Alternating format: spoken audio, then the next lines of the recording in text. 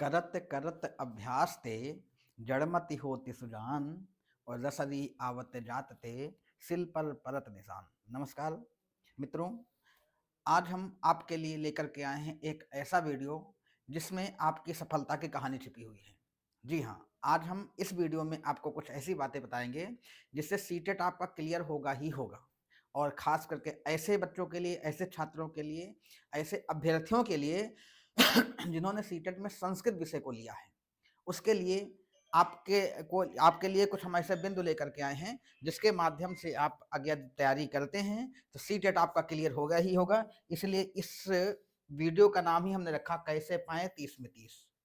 जी हाँ, संस्कृत के लिए हम ऐसी एक तैयारी, ऐसा एक अभ्यास कार्य और ऐसी एक नई सीरीज लेकर के आ रहे हैं आपके सामने, जिस वीडियो में हम आपको बताएंगे कि कैसे हमको तैयारी करनी चाहिए, कैसे हम मेहनत करें। बहुत लोग मेहनत तो बहुत करते रहते हैं, सफलता लेकिन नहीं मिल पाती है। कारण क्या है कि उसकी सटीकता उनके पास नहीं होती है। इसका एक उदाहरण ऐसे दे सकते हैं कि जैसे कोई आपसे कहे कि दिल्ली कितनी दूर है और आप बता दें कि लखनऊ से दिल्ली मात्र 500 किलोमीटर है, और बालक वो 700 किलोमीटर 800 किलोमीटर चल जाए और फिर भी दिल्ली ना मिले, तो उसका कारण क्या है? उसका एक ही कारण है कि उसने सही दिशा में सही कदम नहीं रखा है। सही दिशा में अगर सही कदम रखेंगे तो सफलता दूर नहीं है, यह निश्चित है, सफलता आपको मिलेगी ही मिलेगी। तो आज हम इस वीडियो में आपको बताएंगे कैसे संस्कृत सीटेट में हम सफलता हासिल करेंगे और उसी का पालन करके आप इसमें अच्छा सा स्कोर प्राप्त कर सकते हैं। हमने इसका नाम 30 में 30 रखा है। यदि आप मेहनत करते हैं तो 30 में 30 ही मिलेंगे। लेकिन अगर आप हमारे कथनानुसार, हमारे कहे अनुसार, हमारे बताए गए कार्य के अनुसार आप अभ्यास करते हैं तो 30 में यदि 30 नहीं मिलते हैं तो इतने अवश्य मिल जाएंगे जिससे आपकी सफलता होगी। तो आइए शुरू करते हैं समय न लगाते हुए कि हम 30 में 30 कैसे प्राप्त कर सकते हैं सीटेट में संस्कृत में। क्योंकि हिंदी आदि जो अन्य भाषाएं हैं, खास करके यूपी में रहने वाले लोगों के लिए हिंदी भाषा जो उनकी मातृभाषा है, जहां उन्होंने जन्म लिया है, जहां दिन भर उसमें बातचीत करते हैं, उसको हल करने के लिए समझ जाएंगे आसानी से प्रश्नों को, प्रश्न की प्रकृति को समझ सकते हैं। लेकिन अन्य भाषाएं जैसे इंग्लिश है, संस्कृत है, इंग्लिश भाषी में भी जो इंग्लिश भाषी हैं वो अच्छे समझ जाएंगे। संस्कृत भाषी में संस्कृत भाषी जो समझ पाएंगे वो भी समझ जाएंगे, लेकिन जो लोग संस्कृत नहीं जानते उसको कैसे हल करेंगे? इसके लिए एक हम ट्रिक, एक तरीका लेकर के आए हैं, एक महत्वपूर्ण बिंदु लेकर के आए हैं जो आपको बताएंगे। और सबसे महत्वपूर्ण बिंदु यह है कि अब आपके पास समय भी कम है, तो आपको क्या करना है? ऐसे में अब आपको केवल बस एक ही बात याद रखना है, एक ही कार्य करना है कि पुराने प्रश्न पत्रों का अभ्यास करें, साथ ही साथ अभ्यास प्रश्न पत्र भी हल करें। अभ्यास प्रश्न पत्र मतलब जो पुराने ईयर में नहीं आए हैं, प्रैक्टिस सेट जिसको हम कहते हैं, उनको भी हल कर सकते हैं। और पुराने साल के पत्रों को, प्रश्न पत्रों को भी हल करेंगे। यही केवल अंतिम उपाय है। अब आप पूछेंगे कि केवल प्रश्न पत्रों को हल करने से हमारा क्या लाभ है? बिल्कुल लाभ है आपका, सीधा आपका लाभ है। क्या लाभ है सीधा? इसमें हम कई उदाहरण लेकर के आए हैं इस वीडियो में, और उदाहरण से पहले सबसे महत्वपूर्ण बिंदु है प्रश्न पत्रों को हल करना। और क्यों हल करना? इसके लिए सबसे फायदामंद बात यह है कि जब आप पुराने प्रश्न पत्रों को हल करेंगे तो आपका प्रश्न पत्र पढ़ने के साथ साथ उसको समझने का अभ्यास होगा। जब आप प्रश्न पत्र में प्रश्नों को समझ जाएंगे तो हल करना आपके लिए कठिन जरा सा भी नहीं होगा। जैसे आप कोई पैराग्राफ का उदाहरण लेते हैं, जैसे कि आप कोई पैराग्राफ हल करेंगे, एक पैराग्राफ हल करेंगे, उसके नीचे लगे हुए प्रश्नों को हल करेंगे, दूसरा हल करेंगे, उसके नीचे लगे हुए प्रश्नों को हल करेंगे, तीसरा हल करेंगे, नीचे लगे हुए प्रश्नों को हल करेंगे, तो आपको कई ऐसे शब्द मिलेंगे जो तीनों, चारों, पांचों पैराग्राफ में समान होगा। मतलब कुछ शब्द ऐसे आपको मिलेंगे, कुछ शब्दावलियां आपको ऐसे मिलेंगी जिसमें जो सब में कॉमन है, बार बार आया है। और जब आप बार बार आए हुए शब्दों पर आपकी नजर जाएगी तो आप उन शब्दों का याद करने की कोशिश करेंगे, उन शब्दों को सीखने की कोशिश करेंगे। और जब उनको आप सीखेंगे तो एक में जैसे आपने एक पैराग्राफ को पढ़ा, उसका संस्कृत का अर्थ निकाला, दूसरा पैराग्राफ पढ़ेंगे तो पहले वाले पैराग्राफ से कई शब्द दूसरे वाले पैराग्राफ में आ गए होंगे। उनको जब आप पढ़ेंगे तो पहले वाले सब पैराग्राफ में अर्थ निकाल लिया है, दूसरे में लगा देंगे, कुछ अर्थ आपका क्लियर हो जाएगा। जब तीसरा पैराग्राफ पढ़ेंगे तो पहले और दूसरे पैराग्राफ के कुछ शब्द तीसरे में मिलेंगे, उनका अर्थ आप निकाल चुके हैं, तीसरे वाले में आपको लाभ मिलेगा, उनमें वही शब्द मिलेंगे, वही अर्थ लेकर के आप आगे बढ़ेंगे, फिर कुछ लाभ मिलेगा। इसी तरह जब 7, 8, 9, 10, 11, 12 ऐसे कुछ प्रश्न पत्रों को हल करते हैं तो उसमें पहले वाले प्रश्न पत्र का दूसरे में तीसरे वाले प्रश्न पत्र में पहला और दूसरे का, इसे चौथे वाले में पहले दूसरे तीसरे का, पांचवें वाले में पहले दूसरे तीसरे चौथे के कई शब्द आपको मिलेंगे। और जब आप बार बार अभ्यास करेंगे तो वो शब्द आपके सामने आ जाएंगे और आप उनसे अर्थ निकाल सकते हैं। अब जब आप उनसे अर्थ निकालना सीख जाएंगे धीरे धीरे करके, तो मान लीजिए एक वाक्य में 10 शब्द आते हैं, 10 में आप 4-5 शब्द का अर्थ निकाल ले रहे हैं, तो शेष 4-5 है उनका अनुमान के आधार पर आप अर्थ निकाल ले जाएंगे। और जब अनुमान के आधार पर अर्थ निकल जाएगा तो प्रश्न की प्रकृति समझ जाएंगे, आप उत्तर कर ले जाएंगे। अब इसके लिए हम पुराने प्रश्न पत्रों पर बार बार जोर क्यों दे रहे हैं, इसके पहले भी मैंने एक वीडियो बनाया है जिसमें पुराने प्रश्न पत्र हल करने के बारे में हमने बताया। क्योंकि संस्कृत है, आपको लिए एक बहुत विशेष बात याद रखना आपको, कि संस्कृत है, आप लाख पेडागोजी पढ़ डालो, खूब पेडागोजी पढ़ डालो, सारे व्याकरण के नियम तैयार कर डालो, लेकिन जब तक आप प्रश्न को नहीं समझ पाएंगे, आपकी पेडागोजी और आपका जो व्याकरण है धरा का धरा रह जाएगा। इसके लिए आपको शब्द का अर्थ निकालना जरूरी है, आपको प्रश्नों का हिंदी अर्थ समझना जरूरी है, क्योंकि आप संस्कृत को सीधे नहीं समझ सकते। संस्कृत को आप जब कभी संस्कृत इंग्लिश पढ़ते हैं तो पहले उसका अनुवाद कर लेते हैं हिंदी में, फिर समझ में आता, क्योंकि मातृभाषा में ही चीजें समझ में आती हैं और मातृभाषा है हिंदी। और जब आपकी मातृभाषा हिंदी है तो संस्कृत का पेपर देने जाओगे तो जब उसकी आप हिंदी निकालोगे तो समझ में आएगा आपके। तो इसीलिए हम कहते हैं कि आप कुछ भी पढ़ो, पेडागोजी खूब पढ़ डालो, खूब शिक्षण सूत्र पढ़ो, शिक्षण विधियां पढ़ो, आगमन निगमन पढ़ो, क्या कहते हैं उसको, अधिग्रहण अधिगम पढ़ो, सब कुछ पढ़ डालो, लेकिन जब तक आप अर्थ को नहीं निकाल पाएंगे तब तक नहीं कर सकते कुछ। इसलिए अर्थ निकालने के लिए आपका जरूरी है पुराने प्रश्न पत्रों का पढ़ना, और पुराने प्रश्न पत्र केवल ओरली नहीं पढ़ना, उसको समझते हुए पढ़ना है। अब एक दूसरा उदाहरण, मतलब दूसरा बिंदु इस पर जाते हैं, तो अर्थ निकालने के लिए आपको पुराने प्रश्न पत्र पढ़ने हैं। दूसरा ये है कि जब आप पुराने प्रश्न पत्र पढ़ेंगे तो आप खुद देखेंगे, हम उदाहरण भी लाए हैं, अभी आके आपको इस वीडियो में दिखाते हैं कि पुराने प्रश्न पत्रों से ही कई क्वेश्चन दोबारा रिपीट होकर के आए हैं। कभी कभी साक्षात रूप से रिपीट होकर आए हैं, और कभी कभी जो रिपीट होकर के आए हैं वो साक्षात रूप से नहीं है, लेकिन भाव वही है उनका। और जब क्वेश्चन रिपीट होकर के आते हैं और आप पहले से पढ़ रखे तो वो क्वेश्चन आप हल कर सकते हैं। उदाहरण देते हैं, देखिए, जैसे एक प्रश्न है, ये देखिए, ये 97 नंबर का प्रश्न है, और ये 97 नंबर वाला जो प्रश्न है ये आया है अगस्त 2023 में प्राइमरी स्तर के सीटेट में।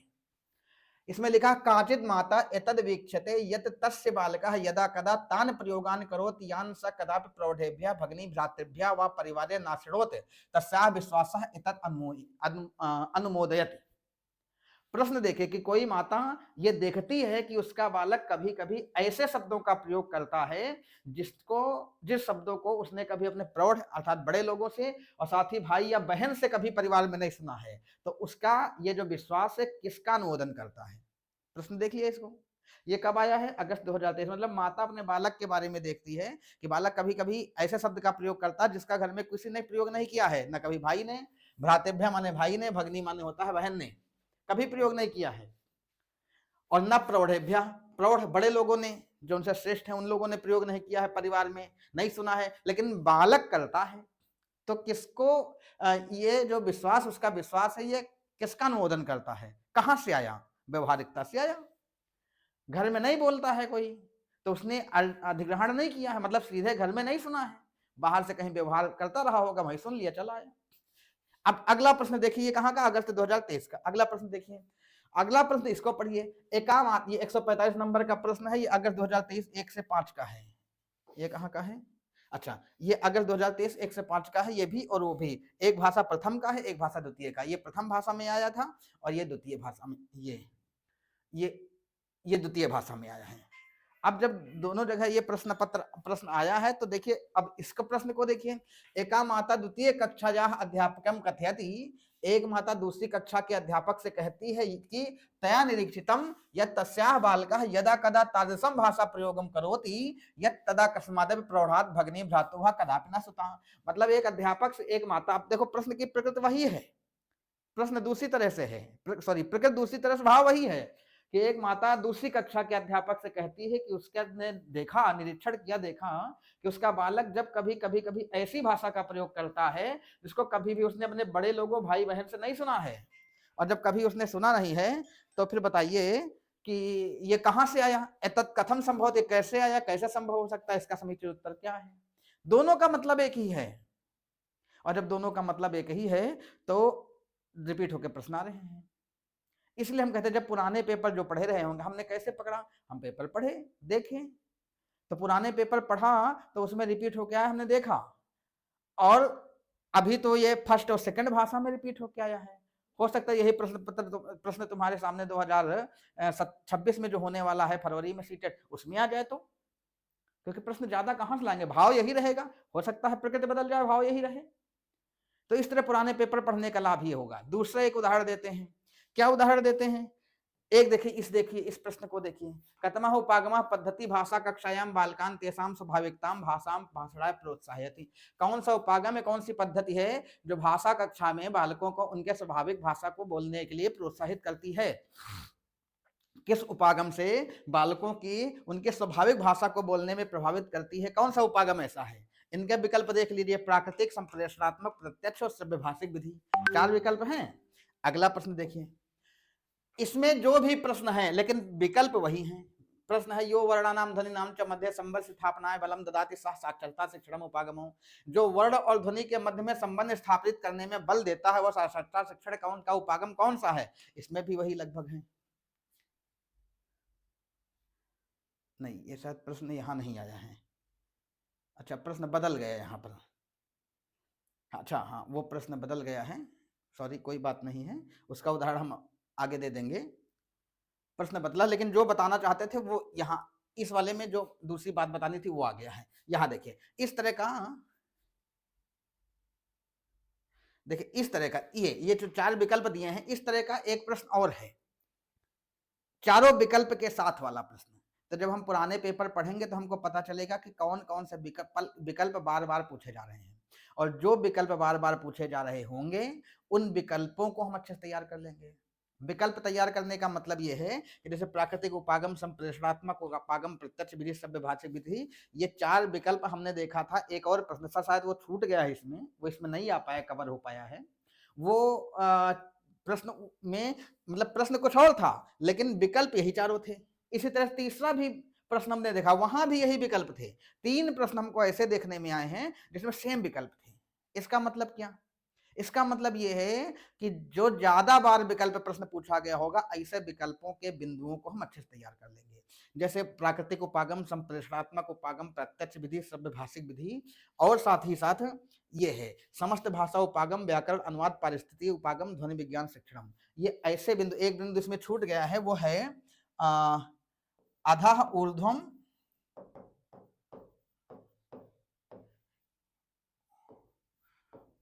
या साथ ही साथ इसके एक था ऊर्ध्व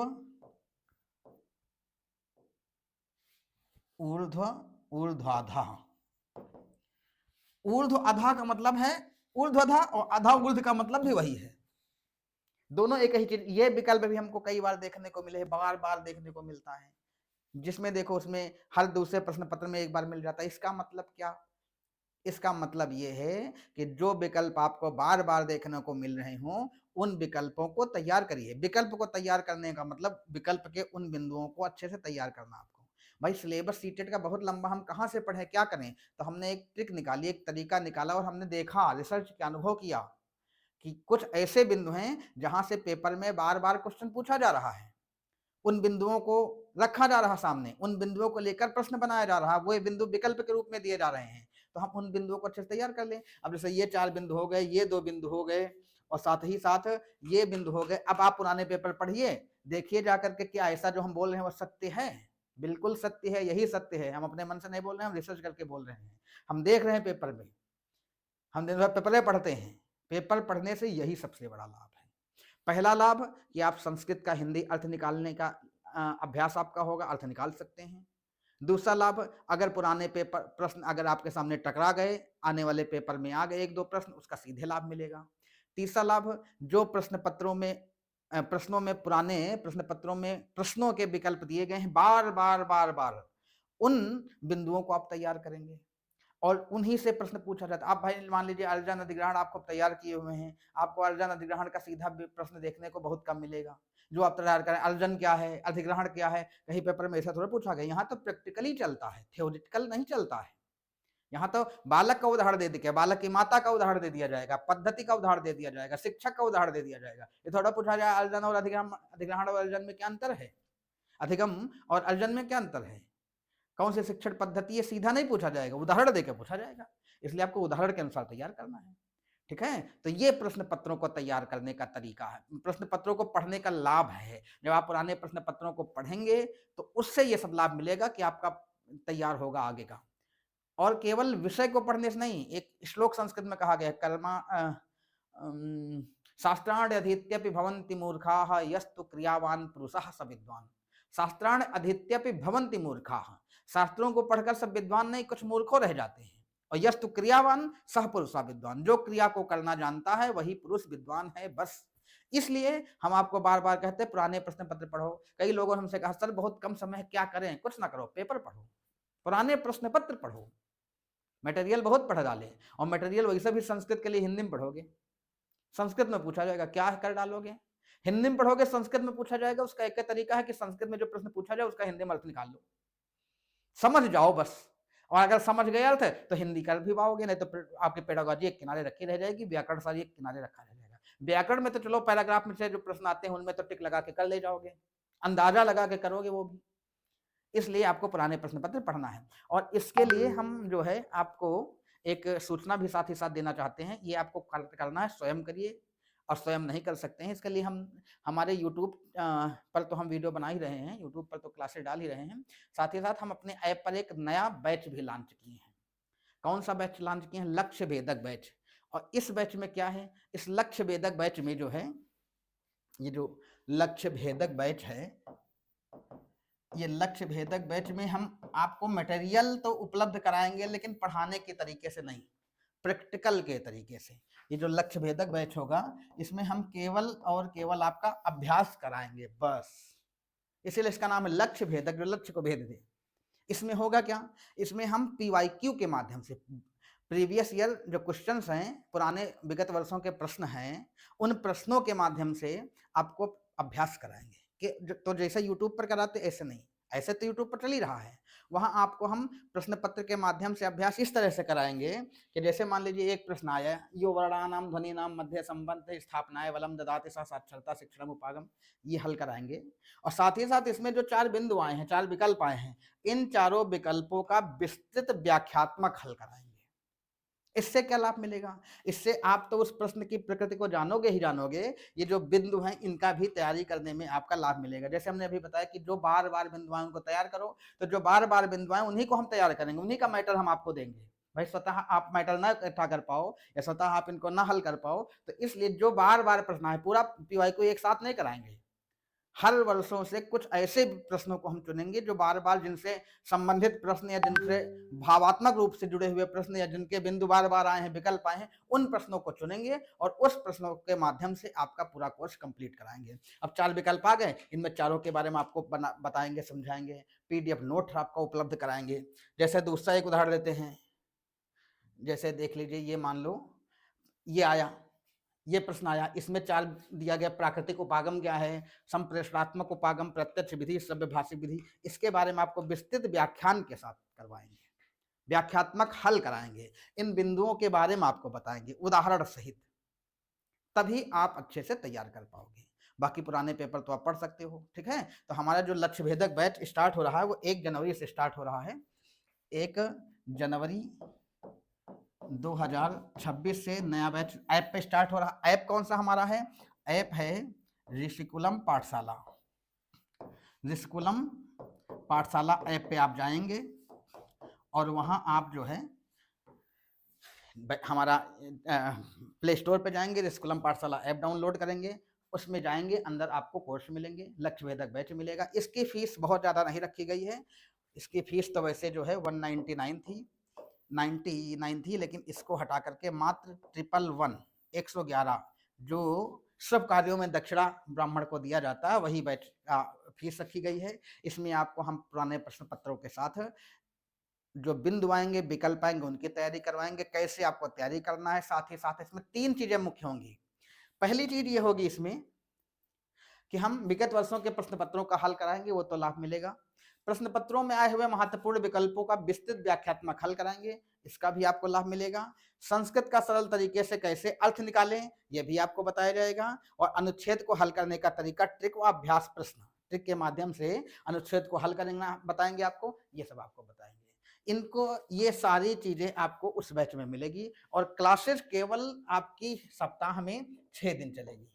अर्थात जो क्लासेस चलेंगी इनकी सप्ताह में 6 दिन चलेगी, मंडे से स्टार्ट होगी और सैटरडे तक चलेगी। बस संडे को ये जो है ऑफ रहेगा, इस दिन क्लास नहीं होगी। 6 दिन क्लास होगी। 6 दिन क्लास के माध्यम से आपको अच्छे खासे वीडियोज उपलब्ध कराए जाएंगे, अच्छे खासी क्लासेज आपकी होंगी और इसमें विधिपूर्वक आपको समझाया जाएगा कैसे हम 30 में 30 नंबर प्राप्त करेंगे। ठीक है, अब इसके बारे में हम आपको एक वीडियो दिखाते हैं, जिस वीडियो में आपको ये पता चलेगा ऐप कैसे डाउनलोड करना है। आपको देखिए, एक वीडियो आपको देखना है, इस वीडियो में आपको पता चलेगा कि हम ऐप कैसे डाउनलोड करेंगे। ये है संस्कृत रिस्कुलम।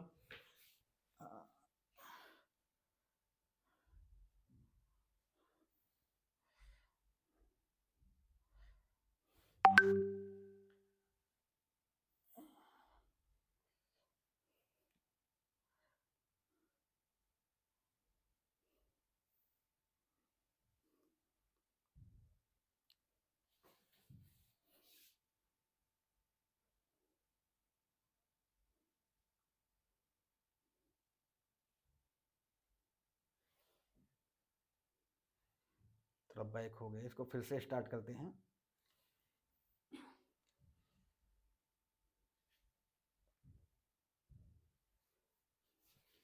ये वीडियो है, इसमें है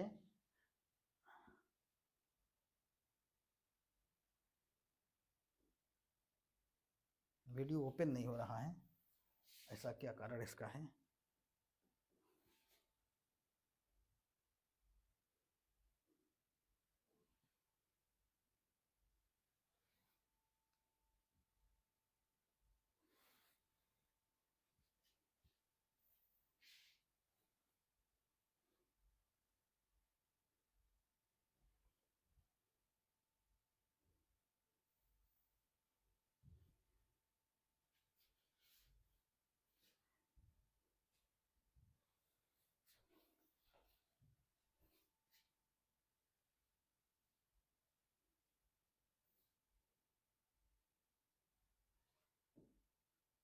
ये देखिए, ये हमारा जो है ऐप है रिस्कुलम, और इस ऐप पर जाएंगे, ओपन करेंगे, डाउनलोड करेंगे। पहले यहाँ इस मोबाइल में डाउनलोड था, इसलिए ये पहले से ही ऐप इसमें इंस्टॉल है। तो उसके बाद आप जाएंगे, इसमें ये सामने आपको बैनर वगैरह देखने को मिलेगा। इसके बाद स्टोर पे जाएंगे, और स्टोर पे जाएंगे तो ये लक्ष्य भेदक बैच हमारा जो है चल रहा है। इस लक्ष्य भेदक बैच के अंदर जब आप जाएंगे तो पेमेंट वगैरह करना होगा आपको। पेमेंट करने के बाद फिर आप सीधे जो है उसको देख सकते हैं। इसमें आपको रिकॉर्डेड वीडियो भी मिलेंगे जो फ्री कंटेंट में आता है। साथ ही साथ आपको जो हम पीडीएफ पढ़ाएंगे वो पीडीएफ नोट्स उपलब्ध कराएंगे, और उसके बाद उसमें कुछ आपको लाइव क्लासेस भी मिलेंगी। कुछ वीडियो अदर भी पड़ी हुई होंगी उसमें, जो फ्री कंटेंट के नाम से होंगी, वो आपको मिलेगा। तो अगर आप संस्कृत सीटेट में 30 में 30 प्राप्त करना चाहते हैं तो आइए जुड़ते हैं संस्कृत रिस्कुलम चैनल पे, और साथ ही साथ रिस्कुलम पाठशाला पे आइए और हमारे लक्ष्य भेदक बैच को परचेस करिए और उसी को आप पढ़िए, उसी का अनुसरण करिए। इससे आपको अधिकांश, अब मान लीजिए आप 30 में 30 हम कह जरूर रहे हैं, नहीं आप 30 में 30 पाते हैं तो इतनी गारंटी हम अवश्य देते हैं कि इतने नंबर आपको मिल जाएगा जिससे आपका सीटेट क्लियर हो जाए। तो ठीक है, आज मिलते हैं अगले वीडियो में, तब तक के लिए धन्यवाद।